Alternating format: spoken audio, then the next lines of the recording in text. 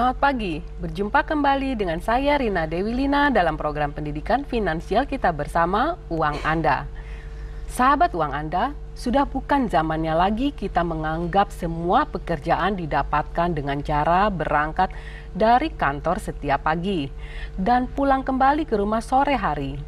Di zaman yang sudah semakin praktis ini, apalagi dengan meningkatnya persaingan untuk mendapatkan pekerjaan, kita dituntut untuk lebih kreatif dan inovatif.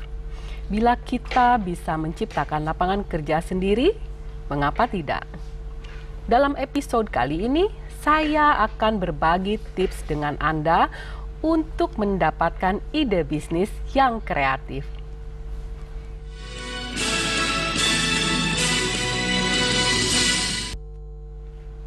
Sahabat Uang Anda, meskipun saat ini bisnis yang Anda lakukan masih kecil-kecilan, mulailah berpikir untuk jangka panjang.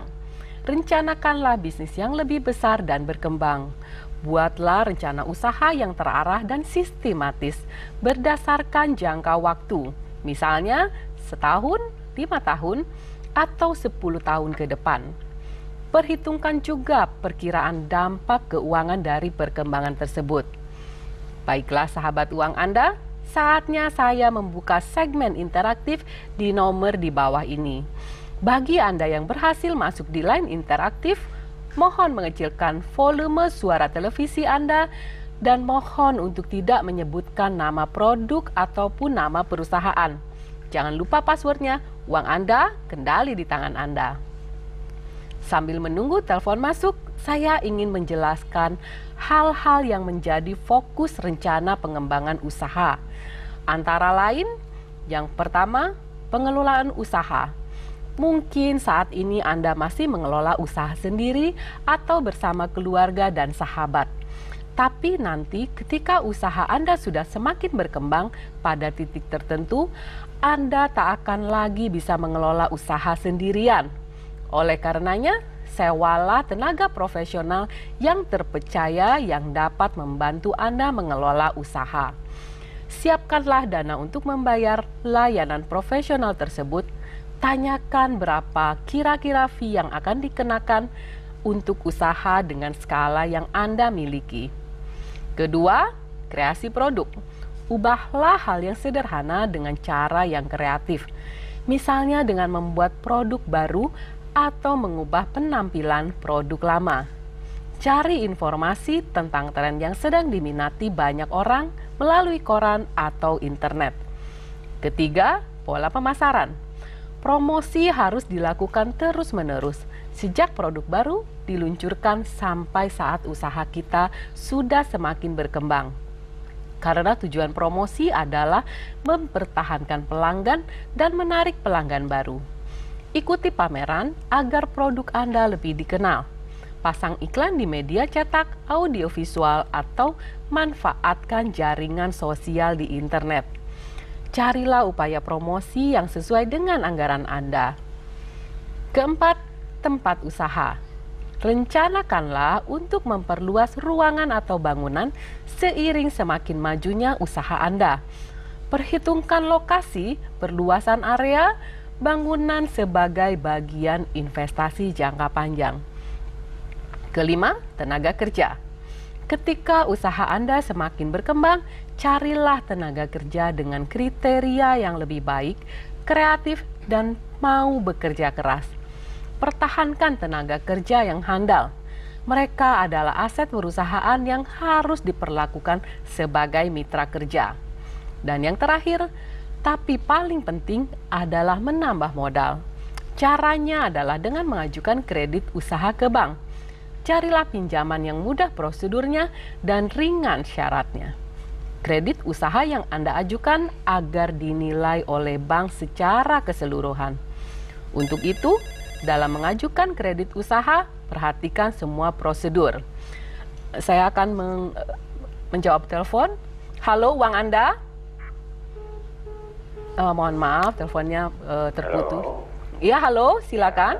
Ya. Saya ini Pak Bu Makmur Ginting. Pak Makmur. Dari mana? Halo Pak, dari mana dan dengan siapa? Dari Pondok Aren. Iya. Pak Makmur Ginting. Iya, silakan pertanyaannya. Saya Bu, tahun 2009 meminjam kredit ke Bank BNI. Iya. Sesudah itu usaha saya sudah tidak jalan lagi Bu. Iya. Jadi saya mau kembalikan itu uang. Tapi katanya tidak bisa lagi dikembalikan, harus diangsur sampai habis katanya Bu. Iya. Sedangkan dalam perjanjian itu boleh sebelum PSJT boleh dikembalikan. Pak Makmur,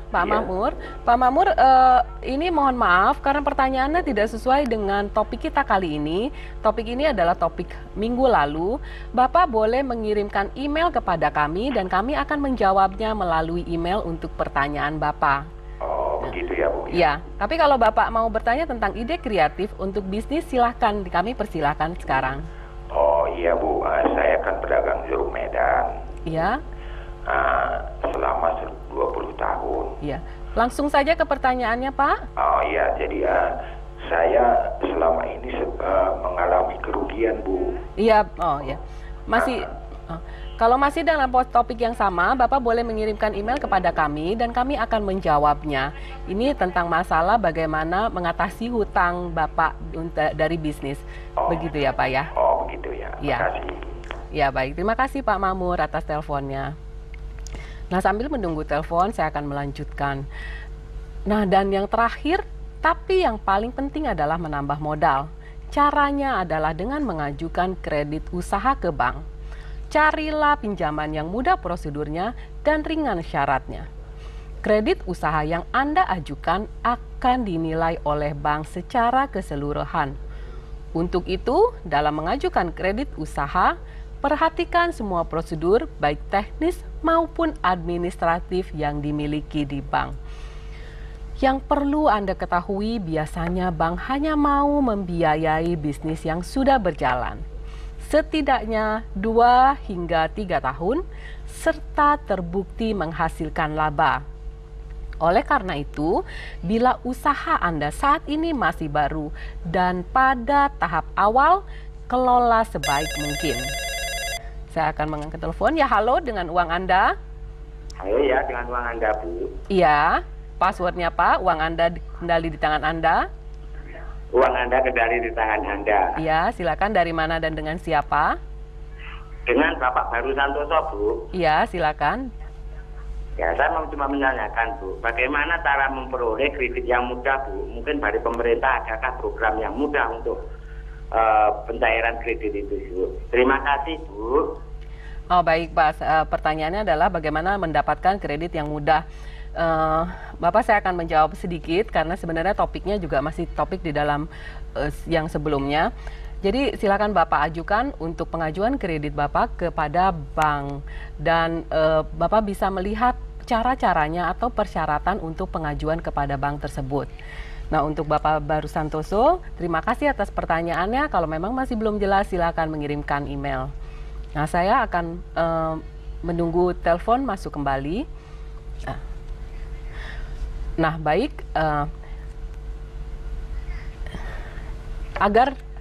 Agar saatnya nanti Anda dapat melakukan pengembangan yang diperlukan secara terencana dan strategis. Kini saya akan membacakan pertanyaan dari pemirsa yang datang darinya Pak Rojali di Jakarta.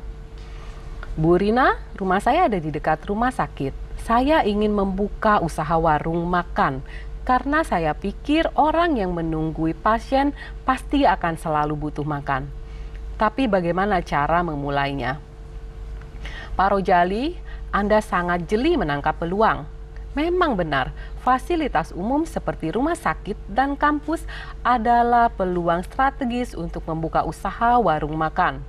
Untuk memulainya, ada beberapa hal yang perlu diperhatikan sebelum mulai membuka usaha. Yang pertama, memilih jenis usaha dan jenis produk. Karena Anda sudah mempunyai pandangan ingin membuka warung makan, berarti Anda tinggal mematangkan ide ini. Buatlah perencanaan yang lebih detail tentang jenis makanan yang akan Anda jual. misalnya makanan rumahan.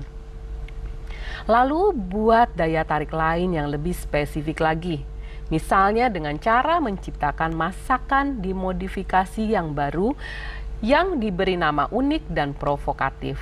Beri nama pula warung makan Anda dengan nama yang menarik, mudah diingat, jelas, dan singkat. Papan nama pun hendaknya dirancang sedemikian rupa agar mudah dibaca, mudah dilihat, dan mudah diingat.